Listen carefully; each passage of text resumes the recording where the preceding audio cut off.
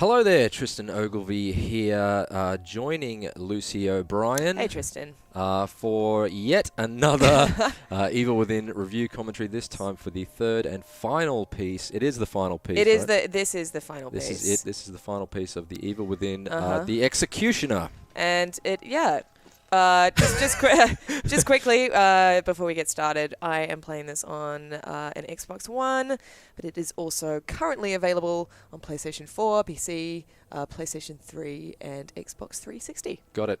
So, I mean, first things first, most people who've been following this game, have been playing the previous DLC installments and the full game itself, will notice that this is a first-person game all of a sudden, Yeah, which is so a change. the environments are, they're very familiar, but obviously now you are playing as a keeper.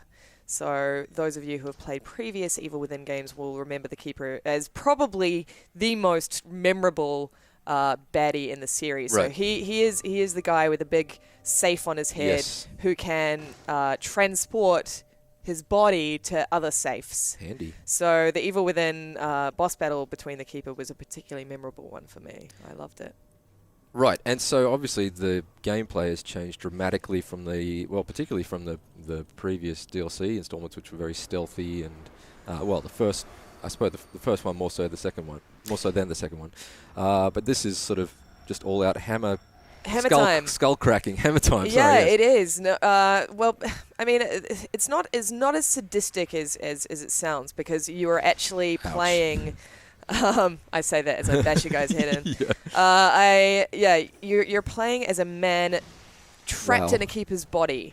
So you are actually looking for your lost daughter, and I will say that this game is okay. This is I enjoyed it somewhat, but a definite highlight is the story actually, because you are searching for your daughter, and you kind of like you're a big silent protagonist. You're sort of like a big daddy in BioShock. So, one of my issues with the Evil Within, the previous sort of installments of the game, there was just too much exposition, too much talking. Yeah.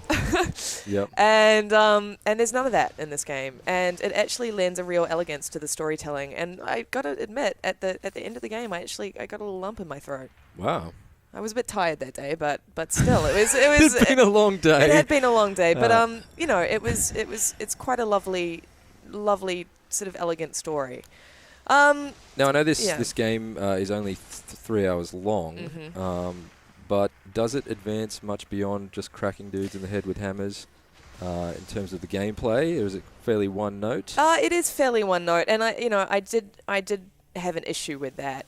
Like you can see, obviously, I can switch up weapons and stuff here, but it's very sort of melee focused, and it's really, I gotta say, it's pretty easy. Right. Yeah, well, because you're so overpowered. You are a really overpowered character. Right. And even in the boss battles, which we'll move on to shortly. Yep. It didn't take me long to down them. And I got to say, for all the, I did find a certain catharsis in this kind of gameplay, especially in the wake of the stealthy assignment and consequence DLC packages. But at the same time, there was just very little challenge, which obviously really, it's kind of against the point of the Evil Within, which is, a series that sort of defined itself by originality and challenge. Are we able to skip forward to a boss fight? Let's do it. Okay, so we've jumped forward to a boss battle with the RPG Sadist. So all of the enemies that you fight in this game are very familiar. So they're all taken from the main game?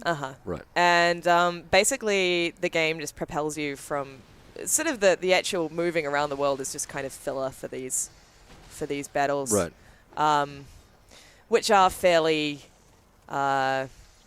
They're not easy, but there's very little imagination sort of involved in the actual fighting of these characters. Okay. I mean, this is like just hammer to the skull, which I actually screwed up just then. It was poor form. I mean, I guess obviously the balance of power has shifted now that you're... Yeah, and like as I've said, it is quite fun. You know, you remember sort of games like Splatterhouse and House of the Dead and Mad World on the Wii, if you remember. I mean, or the Tears for Fears song. Or the Tears for Fears song. They, you know, that this game shares a lot in common with those sorts of all-out carnage games. I'm doing a terrible job at talking and fighting right now. But wow, you really are. But unfortunately, this game lacks the finesse of those games. Right. So whereas those games had, you know, combos and stuff like that and sort of constant variation, this is just very much just fight the guy with your hammer. With a blunt weapon.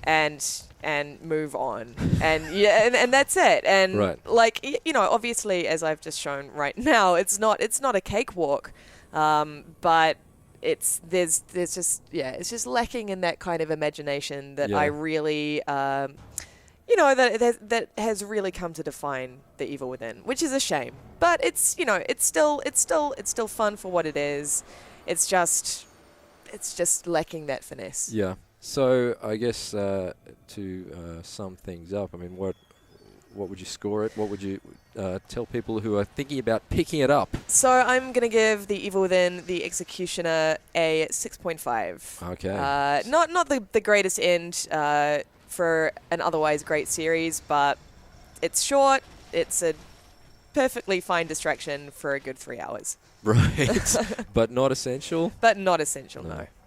Okay, there you have it. Evil Within, The Executioner. The last that we'll see of The Evil Within for now, I suppose. Yeah, until Shinji Mikami hopefully announces a sequel. Yeah, which, I mean, you'd think would be likely given the success of the...